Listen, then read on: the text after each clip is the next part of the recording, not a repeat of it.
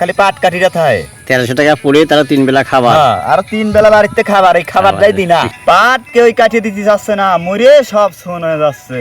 পাটের যে দাম, এ বাজারে গেলি ঘরে নিবার চায় না, বাইসি বাইসি ফেলা দেয়। হ্যাঁ, এ চলে না। পাটের দাম নাই বাজারে। এক আটি সোলবার গেলি 10 টাকা, বেসপার গেলি ঘরেও হয় না। এবার পাটে একবারে লস, পানি নাই, ঘোড়া গাড়িতে আনা লাগতেছে, সব দিক থেকে অশান্তি। কৃষক এবার মরে শেষ, কৃষক পলান লাগবে দেশ ছাড়িয়ে, তাছাড়া উপায় নাই।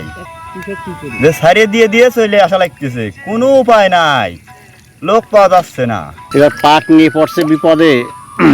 এবার হঠাৎ করে পানি নাই, বিলে দেখেন পানি নাই।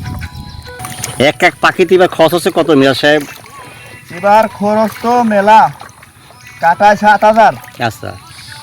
আবার দুয়াই লেগে যাইতেছে হুম, 4-5টা ভরিত লাগতেছে। আচ্ছা আবার গুড়া গাড়িতে আনা লাগতেছে, তারে 4,000 টাকা দেওয়া লাগতেছে। আচ্ছা। আবার রাগ দিয়ে দিতেছে, এরে 2,000 টাকা দেওয়া লাগতেছে।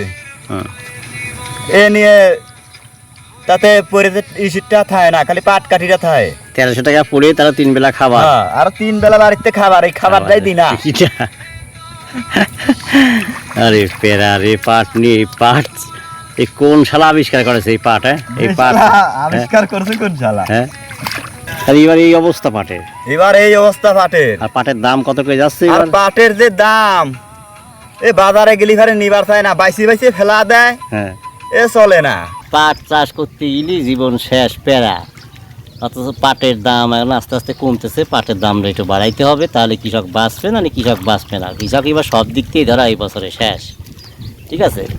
আর আমদানি বেশি হলে পরে পাটের দাম আপনার অনেক অংশে কমে যাবে, আমদানিটাও কমাইতে হবে, পাটের দামটা বাড়াইতে হবে। পাটকে সোনালী আঁশ বলা হয়।